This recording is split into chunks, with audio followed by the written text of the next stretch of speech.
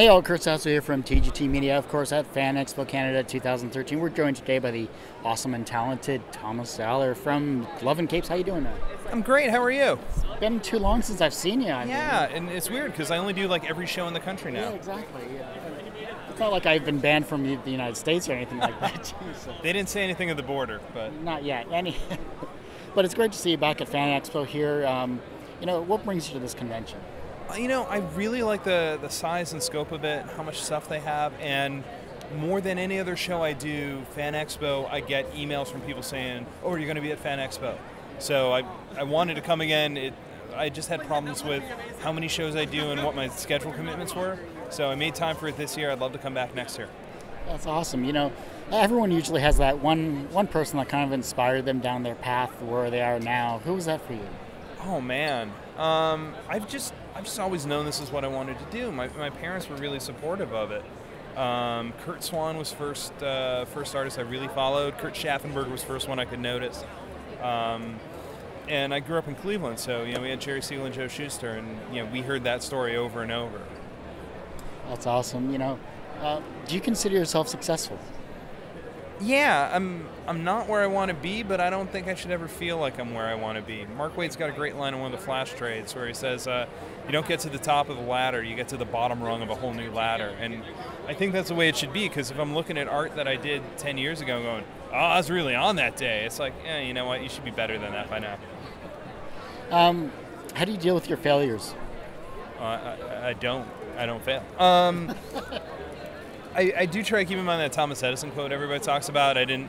When he spent so long trying to make the light bulb and said I didn't fail 99 times. I figured out 99 ways not to make the light bulb.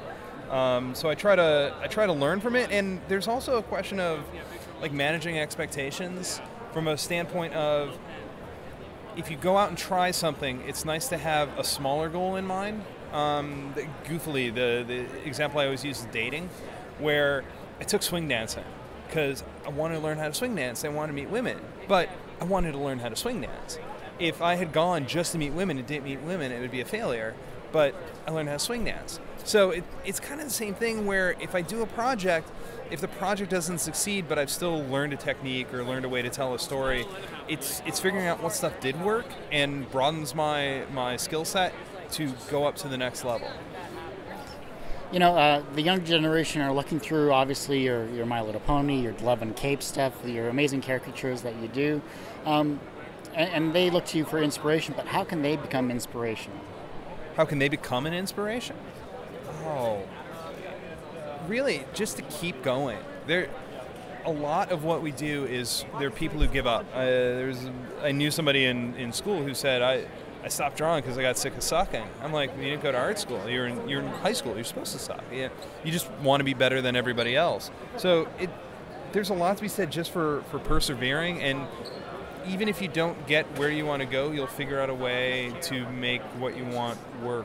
Like, I always wanted to draw X-Men when I was growing up. I thought I was going to be a standard superhero artist, and I'm not, but I think I'm doing really good work. And I had to go through the one place to get it. If I had defined my successes as being, working for Marvel Comics, I've failed at so far. But if I define my successes, what I realized was important to me was telling stories and finding an audience for them. It wasn't so much the specific stories or the specific venue that I was using. And I think if the younger generation just keeps with it and doesn't, they're not afraid to try and they're not afraid to do more things, I think, they will inspire their peers. And of course, where can we find all of your wonderful work at and more about yourself? You can find all my stuff at loveandcapes.com. That's LOVEANDCAPES.com, and at ThomZ.com, THOMZ.com. I'm on Twitter at Love and Capes. I'm on Facebook with Love and Capes. You can't swing a dead cat at a convention and not hit me, so I'm everywhere. You're watching TGT.